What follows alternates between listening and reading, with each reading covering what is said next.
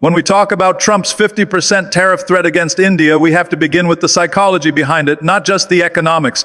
Tariffs are often framed as numbers, percentages, graphs on a screen, but in reality, they are weapons. They are tools of negotiation, intimidation, and positioning. To understand why Trump would direct such a dramatic warning toward India, we have to step back and see the larger landscape, the rise of America first as a doctrine and the insecurities driving it.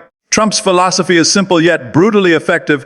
He believes the United States has been cheated for decades by trade partners who benefited from America's open markets while keeping their own doors half closed. Whether one agrees with that or not is less important than recognizing how this belief shapes action. When Trump says 50% tariff, it isn't only about revenue. It's about shock value. It's about planting fear in the mind of competitors and signaling to his supporters that he is the strongman willing to call out what others ignored.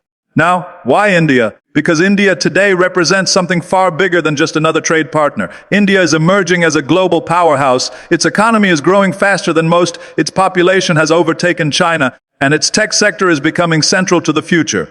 For decades, India was seen as a developing nation trying to catch up. But that picture is changing rapidly. For the first time, India is not simply asking for a seat at the table, it is demanding it. And in Trump's worldview, that shift is unsettling. He doesn't see India as a struggling ally anymore. He sees India as a rising competitor. And competitors, in Trump's playbook, must be tamed. But here's the deeper truth. This is not just about India. It's about the story Trump wants to tell his people. A 50% tariff threat makes headlines. It sends a message, look at me. I'm fighting for you. I'm protecting American workers. It transforms a complex web of trade negotiations into a simple narrative of strength versus weakness, winners versus losers. Trump understands storytelling better than most politicians. He knows that emotion, not data, moves people. So he positions himself as the warrior against unfairness, even if the reality is more nuanced. And this brings us to the heart of the matter, the psychology of power. When someone issues a threat that seems extreme, like a 50% tariff, it's rarely about immediate execution. It's about leverage.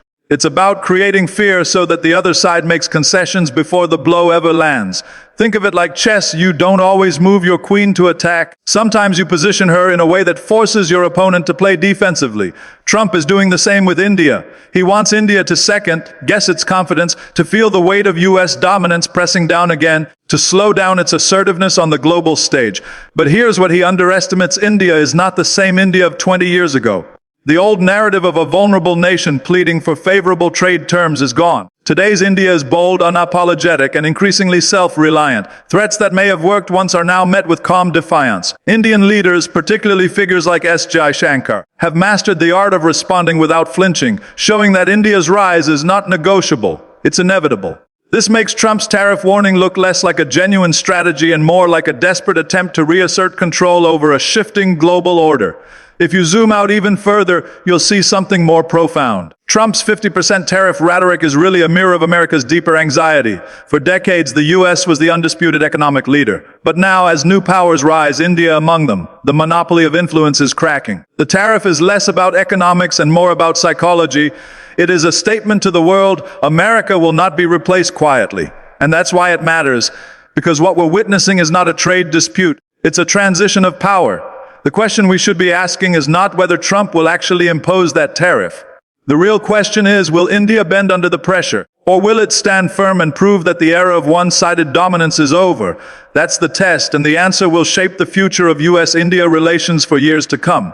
At the end of the day, threats are only as powerful as the fear they create. If India refuses to fear, the 50% tariff warning will be remembered not as a turning point in America's favor, but as the moment when India showed the world it could no longer be bullied. When we peel back the layers of Trump's 50% tariff warning, it becomes clear that the economic reasoning is only half the story. The other half, the part that truly explains the intensity of his message, is political theater. Politics has always been about perception, about shaping narratives in a way that secures loyalty, and Trump understands this better than most. He knows that numbers alone do not move people.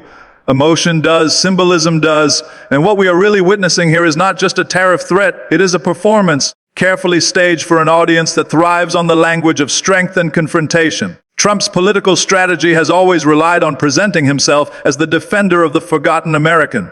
His voters are not interested in technical trade agreements or balance of payments discussions. They are interested in whether their leader appears fearless in standing up to those who are perceived to be taking advantage of America. For them, A 50% tariff threat against a rising giant like India is not about economics. It is proof that their champion will go to any length to protect them. The message is not, we will collect more revenue from India. The message is, I am willing to draw a line, even if others fear doing so. It is important to understand the psychological weight of such statements. By naming India so directly and attaching such a dramatic number, Trump transforms what could have been a quiet negotiation into a loud battlefield. This is how he communicates strength, through exaggeration, through audacity, through making the impossible seem not only possible but inevitable. It is this sense of inevitability that energizes his base, because it positions him as a leader unafraid of confrontation, unafraid of breaking the rules of traditional diplomacy. And yet, this is where the paradox lies. Because while Trump presents himself as fighting for fairness, his tactics are not just about correcting trade imbalances. They are about reinforcing his political identity. Every bold statement is a reflection of his brand. The 50% tariff is not designed to be realistic policy. It is designed to be memorable, to dominate headlines, to shape the narrative in his favor. The more the media reacts, the more his supporters believe he is shaking up a broken system. In this way, the threat becomes less about India's trade practices and more about Trump's domestic political needs. This is why India is such a powerful symbol in this context. Unlike smaller nations that may not command global attention, India represents a vast, rising power. Targeting India allows Trump to send a double message. First, to his domestic audience, that he is unafraid of challenging anyone, no matter how big, and second, to the international community, that America will not sit quietly as new players rise. The political messaging here is not subtle. It is loud, deliberate, and engineered to create a spectacle that reinforces his image. But here's where the deeper insight emerges. When political leaders rely so heavily on spectacle, they often mistake noise for strategy. Threats like a 50% tariff may stir excitement in the short term, but they rarely create sustainable solutions. Over time, they erode trust, they harden positions, and they signal weakness rather than strength. Because true strength is not measured by the volume of your threats, but by the stability of your results. And this is something India recognizes. By refusing to panic, by refusing to bend under the pressure of political theater, India exposes the fragility of Trump's approach. Think about this on a psychological level. When someone raises their voice in an argument, it's rarely because they are in complete control. It's because they feel the need to compensate. Trump's tariff threat functions the same way.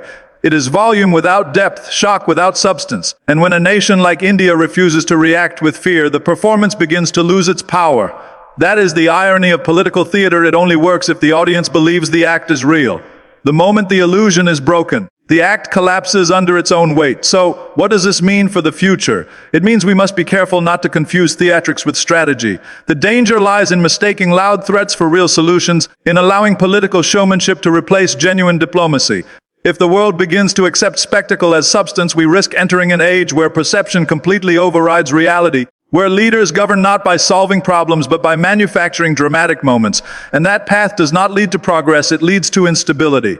The real lesson here is simple. Political theater may win applause in the short term, but only authenticity builds lasting power. India's calm resilience against Trump's rhetoric is a reminder of this truth. In the face of noise, steadiness becomes the most powerful response. And perhaps that is the insight worth holding on to, not just in geopolitics, but in life. The loudest voice is not always the strongest. True strength is quiet, consistent, and unshakable. The world is beginning to recognize this. The question is, will we? When you look at Trump's 50% tariff warning in context, the timing is just as important as the message itself. Timing in politics is never random. Leaders understand that words, when delivered at the right moment, carry a weight far beyond their literal meaning. And this particular threat against India arrives at a very specific moment in history, when India's rise can no longer be ignored, when its presence on the world stage has shifted from potential to reality. For decades, India was dismissed by many in the West as a developing country. Important, yes, but not decisive. A place of promise, but not yet a player in the game of global dominance. That perception is rapidly collapsing. India's economy is now among the fastest growing in the world. Its population has overtaken China, given it the largest pool of human capital on the planet. Its technological sector is not only flourishing but becoming central to the global future of artificial intelligence, software, and digital infrastructure. The India of today is no longer waiting for permission to rise. It is moving forward with determination, and that is what makes Trump's timing so telling. You see, threats like a 50% tariff are not just about trade mechanics, they are about slowing momentum. Imagine watching a competitor running ahead of you in a race. You know you can't match their speed, so instead of trying to outrun them, You look for ways to block their path, to trip them, to slow them down.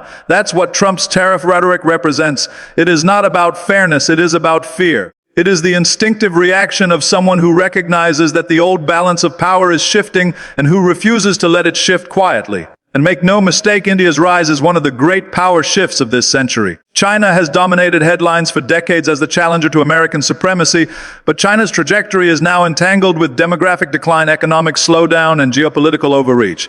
In that gap, India emerges not as a replacement, but as an alternative, a democratic counterweight, a nation young in spirit and population, with the potential to fuel the next wave of global growth. This is not lost on Trump or on the larger American establishment, and that is why the pressure is building now when India's rise is undeniable yet not fully consolidated. The strategic calculus is simple: apply maximum pressure before it is too late. If India becomes too entrenched, too powerful, then no tariff, no sanction, no diplomatic maneuver will be enough to contain it. So, the warning of a 50% tariff is not a reflection of India's weakness.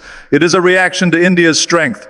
It is the world's acknowledgement through Trump's voice that India is no longer the junior partner in its relationship with the United States. But here's the irony. In trying to slow India's momentum, Trump may actually accelerate it. Because nations, like individuals, are often defined not by comfort but by resistance. Challenges force clarity. Pressure fuels resilience. Every time India faces a threat of this scale, it adapts, diversifies, and emerges stronger. Look at history. Sanctions, restrictions, and dismissals have only made India more determined to chart its own path.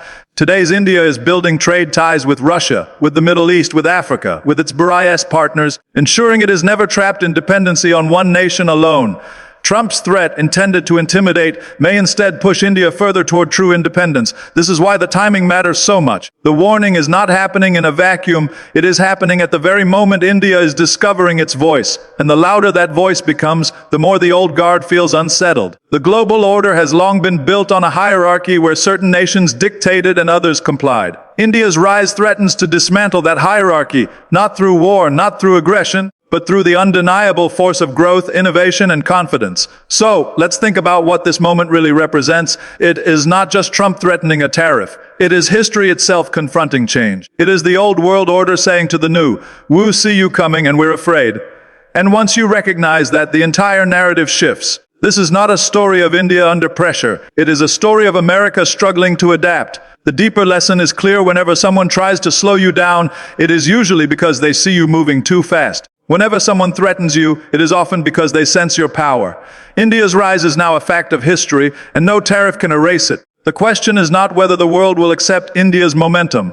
The question is how quickly India itself will embrace it. Because the faster India leans into its destiny, the less relevant threats like Trump's will become. And in that realization lies the true power of timing. It exposes not weakness, but strength. When Trump threatens a 50% tariff on Indian goods, it's not just a bilateral issue, it's a global ripple. Every economic decision at this scale radiates outward, reshaping not only the trade relationship between two nations, but the architecture of the entire international system. That's the part people often miss. They see tariffs as numbers on a spreadsheet, something that affects exporters and importers, but in reality, these moves act like tectonic shifts. They shake the foundations of alliances, redirect supply chains, and alter the way countries position themselves in the balance of power. Think about what a 50% tariff actually means in practice. American companies that rely on Indian pharmaceuticals, software, textiles, or manufactured goods would face massive cost increases. Consumers would pay more, businesses would struggle, and inflationary pressure would rise. At first glance, that seems like a problem primarily for the US and India. But markets are not isolated anymore. They are deeply interconnected. If the US blocks India with punitive tariffs, India doesn't stop producing. It simply redirects its output elsewhere. Europe, Africa, the Middle East, Southeast Asia, all become beneficiaries of the trade realignment. So what Trump frames as a punishment could actually accelerate India's pivot toward alternative markets. This is where geopolitics enters the picture, because trade is not just about economics. It is about trust, dependence, and leverage. A tariff of that scale sends a message to India that the US cannot be fully relied upon as a stable partner. And what does a nation do when it feels it cannot rely on one partner? It diversifies, it spreads its connections wider, building resilience through multiple alliances. That's exactly what India has already started doing. Look at BRICS. Look at India's growing ties with Russia for energy, with the Gulf states for investment, with Africa for resource partnerships. Trump's threat could serve as the final push that convinces India to accelerate this diversification and reduce its exposure to American volatility. Now, think about the unintended consequences. By trying to reassert dominance, the U.S. risks weakening its own influence, because influence in today's world doesn't come from intimidation, it comes from integration. If you are deeply integrated into another country's growth, you share leverage. You matter to them as much as they matter to you. That is how you build lasting partnerships. But when you pull away, when you weaponize tariffs, when you introduce instability, you invite your competitor to look elsewhere for stability. And once they find it, once they build it, you are no longer central to their future. You've made yourself optional. That's the true danger of Trump's rhetoric. It pushes India to realize that its destiny is not tied to America's goodwill. It can thrive through multipolarity, through engaging a range of partners, through creating a web of relationships where no single country can hold it hostage. Ironically, what was meant to isolate India could instead liberate it. This ripple effect doesn't stop at economics or geopolitics, it extends into psychology. Other nations are watching. If India can stand firm against U.S. threats and come out stronger, it becomes a model for others. Countries in Asia, Africa, and Latin America, often pressured by larger powers, see an example of resilience. They see that it is possible to say no, to endure the storm, and to emerge with greater independence. In this sense, India's response is not just about India. It is about setting a precedent for a new way of relating to power. That's why this moment matters so deeply, because it's not just the U.S. and India locked in a tariff debate. It's the entire global system testing whether the old methods of dominance still work. If they fail here, they may fail everywhere. And that means the world shifts towards something new, a system less about one superpower dictating terms and more about multiple nations negotiating from positions of confidence. Here's the paradox we need to understand: that Trump's tariff threat is framed as strength, but in reality, it reveals insecurity, and insecurity has a way of destabilizing not just relationships, but entire networks. The U.S., by threatening India, may end up weakening its own role in the very system it wants to lead. Because leadership today is not about who shouts the loudest, it's about who creates the most trust, the most value, the most sustainable connections. So, the ripple effect of Trump's 50% tariff warning is far greater than headlines suggest. It's not just a blow to Indian exports. It's a warning to the world about where America stands. And if the world decides it cannot stand with America in the long term, that is a cost far greater than any tariff could recover. The lesson is simple yet profound: when you try to weaponize interdependence, you risk breaking the very system that gives you power. And once it breaks, you can't control where the pieces fall. In the end, tariffs fade, policies change, leaders come and go. But the trust between nations, that's what endures. Break that and you lose more than trade. You lose influence, you lose relevance. Whenever a great power issues threats, the most important part of the story is not the threat itself, but how the other side responds. Because response defines the narrative. And India's response to Trump's 50% tariff warning reveals something deeper than strategy. It reveals a shift in national psychology. In the past, India may have been expected to respond defensively, to seek compromise quickly, to avoid confrontation at all costs. That was the legacy of a country still finding its footing in the global system. But today's India is different. It is more confident, more assured, and far less willing to be cornered. The tone of its leaders, particularly voices like S. Jaishankar, reflects a calm defiance. They don't respond with anger. They don't escalate recklessly. They simply remind the world that India's choices are its own, that intimidation does not alter reality, and that the era of dependency is over. This style of response is powerful because it shifts the energy of the confrontation. Trump's threat is designed to provoke fear, to make India second-guess itself. But when India refuses to flinch, when it answers with measured certainty, the performance loses its impact. Power often lies not in how loudly you speak, but in how little you need to react. Silence, when rooted in confidence, is stronger than any outburst. And that is what India is beginning to master. But diplomacy is not only about tone, it is about action. And India has been preparing for moments like this through deliberate strategy. Look at the way it has diversified its economy. Look at its trade with Russia, its energy deals with the Middle East, its outreach to Africa, its leadership role within BRICS, and its growing influence in Southeast Asia. These are not random connections. They are safety nets designed to ensure that no single power, not even the United States, can dictate terms unilaterally. This is India's version of resilience, creating so many options that pressure from one side simply redirects energy toward another. Consider the psychology here. True independence is not measured by how loudly you declare it, but by how secure you are when tested. A nation that panics under pressure is not free, it is fragile. A nation that calmly adapts, that already has contingencies in place, that doesn't need to bend, that is a nation that commands respect. India's response to Trump is not emotional, it is structural. The groundwork for this resilience has been laid over decades, and now, under pressure, it shows its strength. This resilience also extends into India's cultural and political identity. Unlike many nations that rely on outside validation, India draws confidence from within. From its civilizational depth, its democratic base, and its long history of weathering storms. That history matters, because a nation that has survived colonization, partition, and repeated external pressure develops a kind of collective memory. It remembers that crises pass, but dignity remains. So, when a foreign leader threatens punitive tariffs, India sees it as just another moment in a much larger story. A story where endurance has always been its greatest weapon. Yet, this response is not just about survival. It is about signaling a new kind of power, quiet strength. In today's world, the loudest players often mistake noise for influence. But what really commands global respect is the ability to remain steady when others try to destabilize you. India's calm, measured approach undercuts the very psychology of Trump's threat.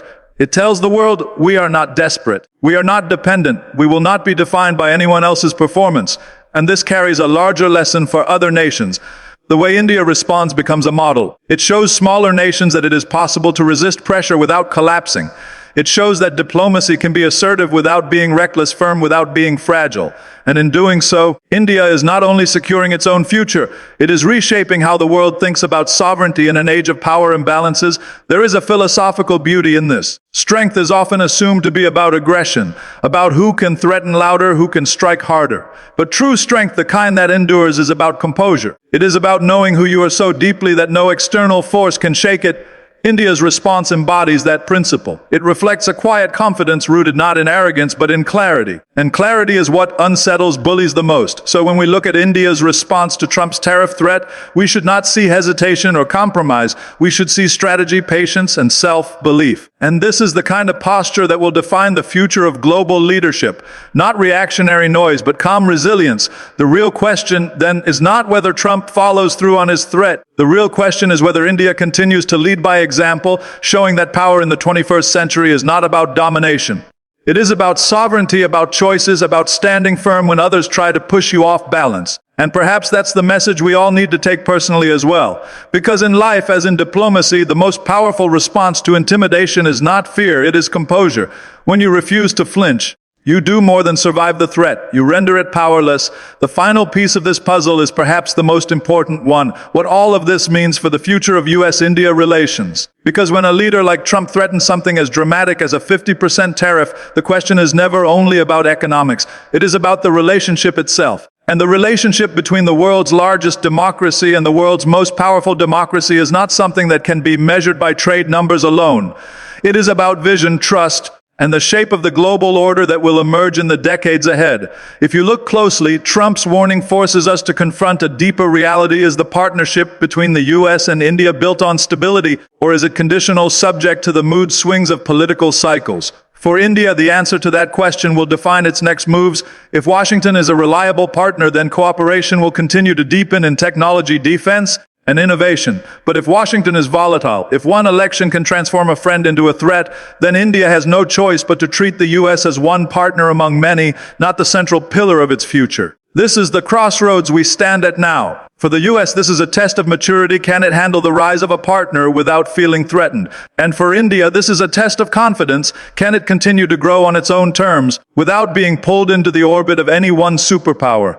These questions matter not just for the two nations, but for the world, because how they answer them will decide whether the 21st century is dominated by conflict and rivalry, or shaped by cooperation and balance. The truth is, threats like Trump's 50% tariff warning are not sustainable strategies. They are short-term tactics designed to rally support at home, but incapable of building long-term trust abroad. Over time, they leave scars. They remind nations that dependence is dangerous. They accelerate the search for alternatives. And once alternatives are built, the relationship is never the same again. This is why the future of US-India ties depends less on what Trump says and more on how India chooses to interpret it. Does it see this as just another moment of political theater, or as proof that it must redesign its future without over-reliance on America? There's a psychological shift here that is easy to miss. When a rising nation like India is threatened and it doesn't collapse, it internalizes a new kind of confidence. It realizes that it can stand alone if it must. And once that realization takes hold, dependence turns into independence and partnership becomes optional. That's the real transformation unfolding here. Trump's threat, intentionally or not, is accelerating India's psychological break from the idea that America is indispensable. And once that break happens, the balance of power is permanently altered. But we should also acknowledge the other possibility. Perhaps this moment could become a turning point, not a separation, but of evolution. For all the noise, there remains enormous potential in a US-India partnership, two democracies, two innovation powerhouses, two societies driven by ambition and resilience. If they can move past the politics of fear and embrace the psychology of collaboration, they could shape a future defined not by tariffs and threats, but by breakthroughs and opportunities. The question is whether the leaders on both sides are ready to rise above the performance of power and embrace the responsibility of progress. Here's the larger insight: every relationship, whether between people or nations, eventually faces a moment of truth. A moment when one side tests the other, when pressure is applied, when the true strength of the bond is revealed. Trump's tariff warning is that moment for US-India ties. And how India responds will define not just its own trajectory, but the trajectory of the partnership itself. If India stands calm and firm as it has, then the message is clear: this is not a relationship where one side dominates. This is a relationship where both sides must adapt to a new reality of equality. So what does the future look like? It looks multipolar, it looks balanced. It looks like a world where India no longer waits for validation but writes its own script, where America must learn to cooperate with rising powers rather than trying to contain them. This is the essence of the shift we are witnessing. Not the collapse of alliances, but the transformation of their foundation. And maybe that is the bigger lesson for all of us. Power is changing hands, not through wars or revolutions, but through growth, confidence, and resilience. The strongest future is not built by those who threaten, but by those who endure. Not by those who impose fear, but by those who inspire trust. That's the direction the world is moving, whether Trump sees it or not. So, let's leave this with one thought: threats can shake you, but they cannot define you. What defines you is how you respond, whether you shrink back in fear or stand firm in clarity. India's response to Trump's warning is teaching the world that dignity under pressure is more powerful than domination.